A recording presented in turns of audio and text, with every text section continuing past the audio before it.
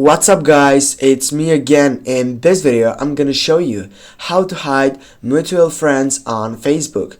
Firstly, launch application, and then when you jump up, just tap on your right upper side by getting on the three dots. Then scroll down to take a look for settings and privacy and get up into the first selection, settings side.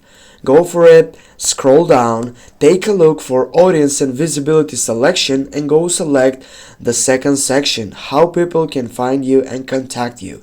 Go for that selection, and as you can see here you have also many options, but also the second option is the right choice for you.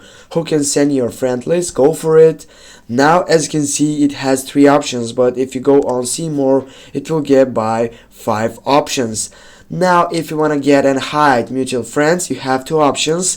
The first option is by getting just specific friends to show to some friends. Here you're gonna select all the friends that are needful for you, and then you're just gonna get off the friends that you don't want to get up to your story side by getting your friend list.